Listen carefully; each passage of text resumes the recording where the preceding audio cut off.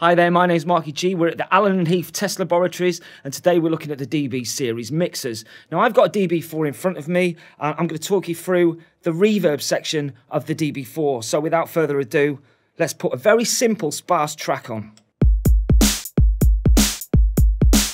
Right, now, let me talk you through these reverbs. We've got tons and tons of reverbs here. We've got the hall reverbs, which are like you're in a hall.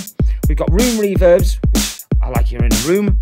We've got plate reverb, which is an old concept from the 60s and 70s, where you actually put a metal plate up on springs, you put a sound source there, and you record the results. It gives a really interesting sound, so we'll go through that later.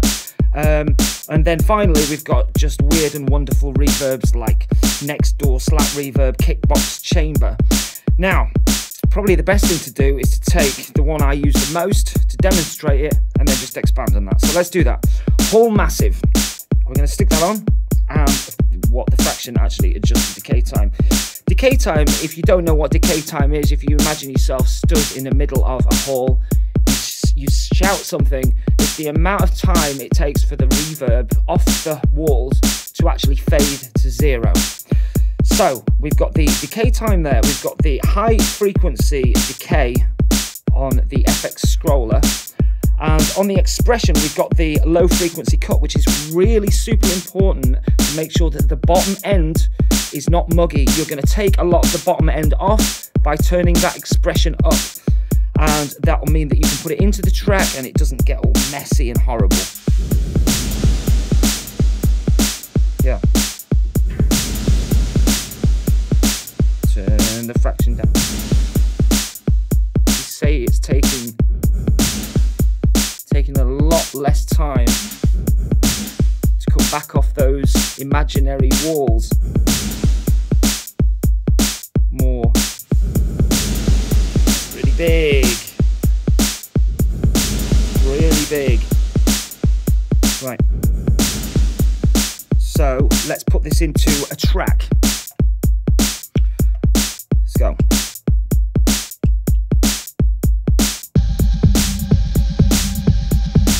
MIDI shift off. I think you can imagine what this is going to sound like. Amazing. Right, here we go.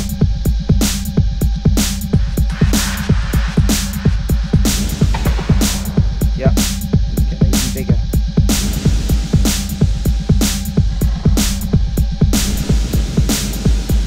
Turn the bass off.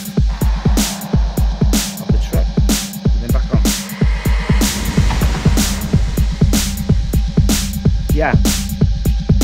Okay, I think I've got the low cut right.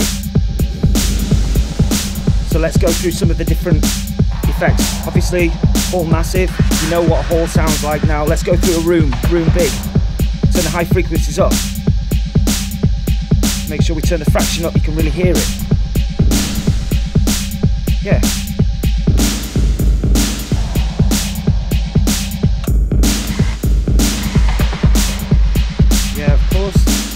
Definitely doesn't sound like you're in a hall.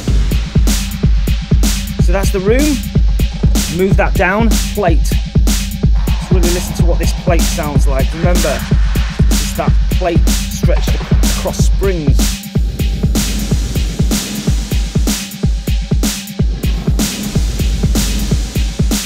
Beautiful. Really beautiful.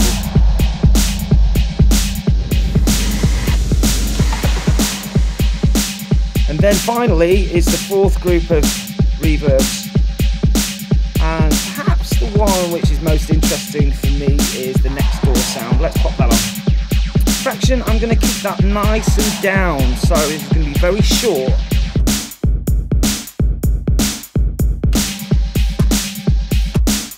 Put the low frequencies on.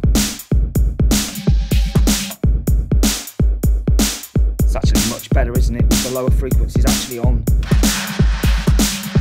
Yeah.